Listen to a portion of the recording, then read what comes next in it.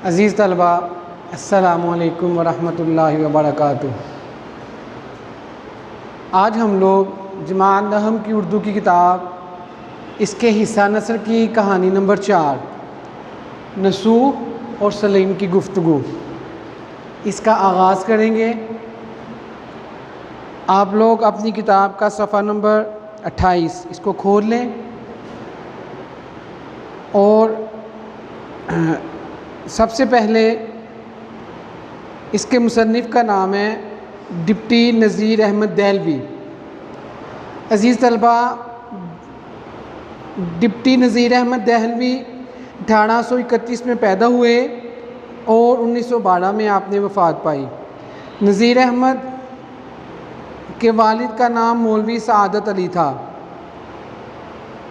अज़ीज़ तलबा, ये बात याद रखिए कि आपको जो सालाना इम्तिहान में MCQs आते हैं उसमें मुसन्निफ़ के मतलब 2 से 3 नंबर के MCQs ज़रूर आते हैं। तो लिहाजा मुसन्निफ़ का नाम और उसकी डेट ऑफ बर्थ और उसके अहम जो मामला आते हैं उसको ज़रूर ज़हन नशीन किया करें।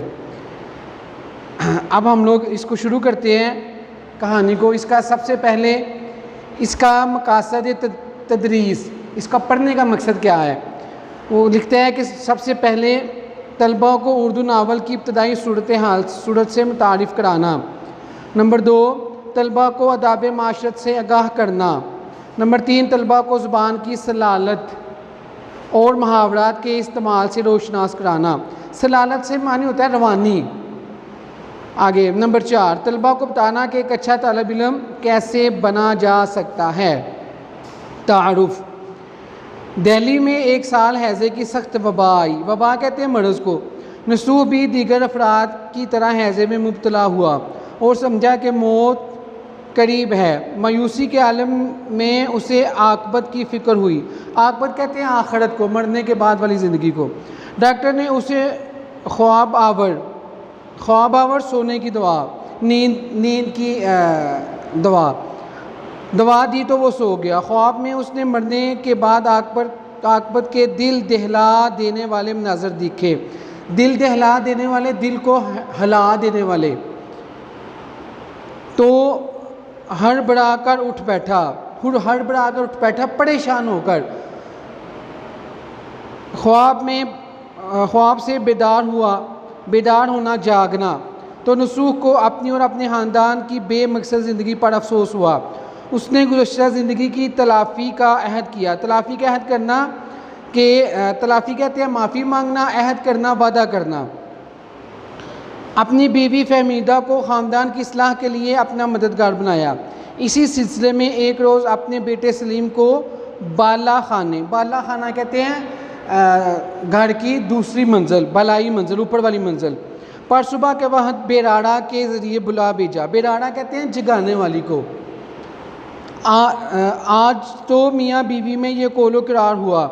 अगले दिन छोटा सलीम अभी सोकर नहीं उठा था कि बेराड़ा ने आ जगाया कि साहिबजादे उठिए, बाला खाने पर मियाँ बुलाते हैं। सलीम की उम्र इस वक्त कुछ कम 10 बरस थी। सलीम ने जो तलब की खबर सुनी घबरा कर उठ खड़ा हुआ और जल्दी से हाथ मुँह धो माँ से आकर पूछने लगा, अम्मा जान, तुमको मालूम है अब्बा जान ने क्यों बुलाया है? माँ, मुझको कुछ खबर नहीं। सलीम, कुछ खफा तो नहीं है? खफा कहते हैं नाराज़ होना। माँ, अभी तो कोठे पर से नहीं उतरे। कोठा छत को कहते हैं। सलीम, बेराड़ा, तुझको कुछ मालूम है?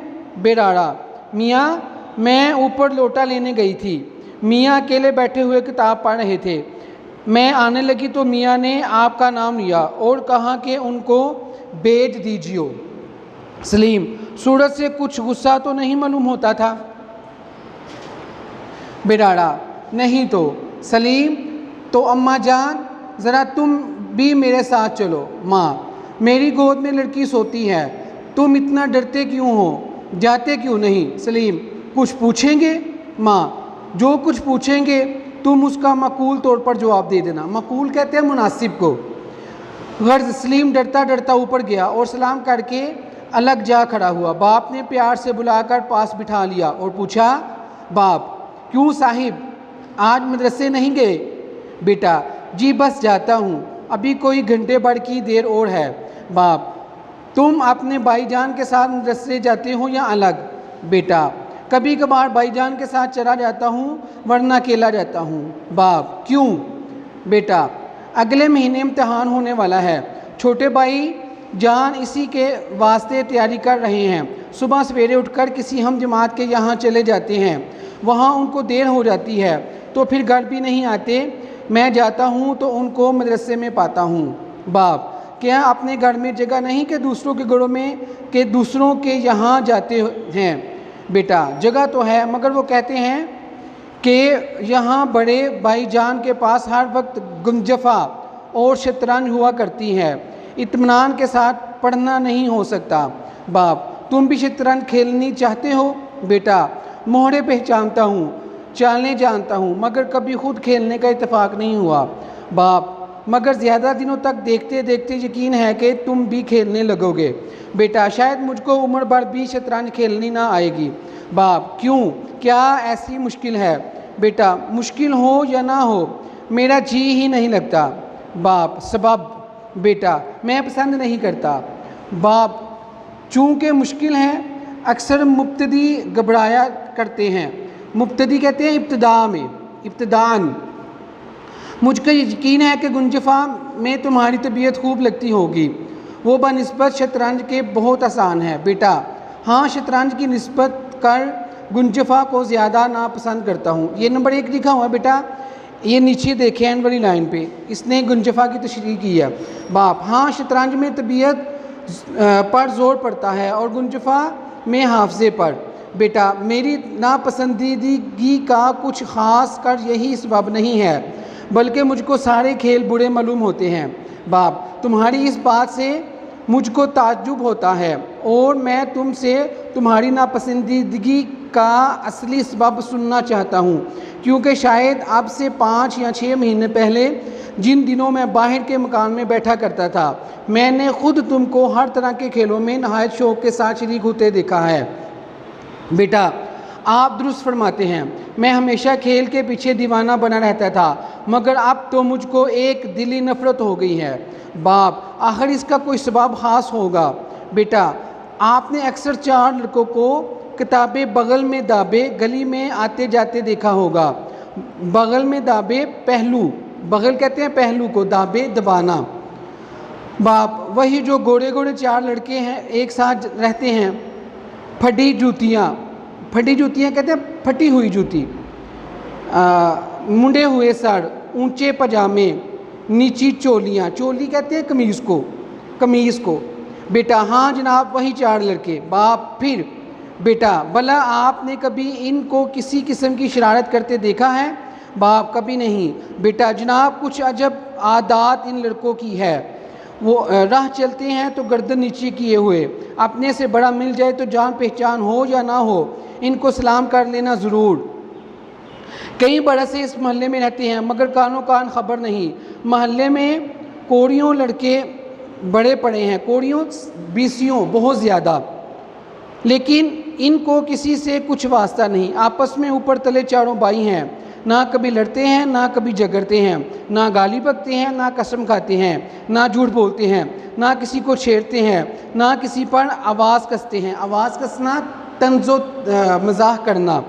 हमारे ही मदरसे से हैं, हमारे ही मदरसे में पढ़ते हैं, वहाँ भी इनका यही हाल है। कभी किसी ने इनकी झूठी शिकायत तो भी नहीं की। 1:30 बजे 1 घंटे की छुट्टी हुआ करती है, लड़के खेल कूद में लग जाते हैं। ये चारों भाई एक पास की मस्जिद में नमाज़ पढ़ने चले जाते हैं। बाप भला फिर? बेटा मंजिला लड़का मेरा हम जमात है, मंजिला कहते हैं दरमियाना। एक दिन मेरा आमुख्ता याद ना था, आमुख्ता सबक दोहराना, सबक को रिपीट करना। मौलवी साहब नहायत नाखुश हुए और इसकी तरफ इशारा करके मुझसे फरमाया कि कमबख्त घर से घर मिला है, इसी के पास जाकर याद कर लिया कर। मैंने जो पूछा क्यों साहिब याद करवा दिया करोगे, तो कहा बसरो चशम, बसरो चशम दिलो जान से, गर्ज मैं अगले दिन इनके घर गया, आवाज़ दी, उन्होंने मुझको अंदर बुला लिया। देखा कि एक बहुत बूढ़ी सी औरत तख्त पर जाए नमाज बिछाए कि बिला रू बैठी हुई कुछ पढ़ रही है। वो इन लड़कों की नानी है। लोग इनको हजरत भी कहते हैं। मैं सीधा सामने दालान में अपने हम जमात के पास जा बैठा। दालान कहते हैं सहन को। वो इन लड़कों की नानी जब हजरत भी अपने पढ़ने से फारग हुई तो उन्होंने मुझसे कहा कि बेटा, गो तुमने मुझको सलाम नहीं किया, लेकिन ज़रूर है कि मैं तुमको दुआ दूँ, जीते रहो, उम्र दराज, खुदा नेक हिदायत दे। उनका ये कहना था कि मैं गैरत के मारे ज़मीन में गिर गया और फ़ौरन मैंने उठकर नहायत अदब के साथ सलाम किया। तब हज़रत बी ने फरमाया, बेटा बुरा मत मानना, ये भले मानसों का दस्तूर है कि अपने से जो बड़ा होता है इसको सलाम कर दिया करते हैं। भले मानस कहते हैं शरीफ। और मैं तुमको ना टोकती, लेकिन चूँकि तुम मेरे बच्चों के साथ उठते बैठते हो, इसी सबब से मुझको जता देना ज़रूर था। सबब बेटा कहते हैं वजह को, जता देना, आगाह कर देना, बता देना। इसके बाद हज़रत बी ने मुझको मिठाई दी और बड़ा इसरार करके खिलाई। मुद्दतों में इनके घर जाता रहा। हज़रत बी भी मुझको अपने नवासों की तरह चाहने और प्यार करने लगी और मुझको हमेशा नसीहत किया करती थी। तभी से मेरा दिल तमाम खेल की बातों से घटा हो गया। जी अज़ीज़ तलबा, आज हमने इस कहानी का मुताला किया है। उम्मीद है कि आपको समझ आ गई होगी। आप लोग इसको ख़ुद इसका मुताला करें ताकि आपको इसकी समझ आए। आज तक के लिए इतना ही। फ़ी अमानिल्लाह।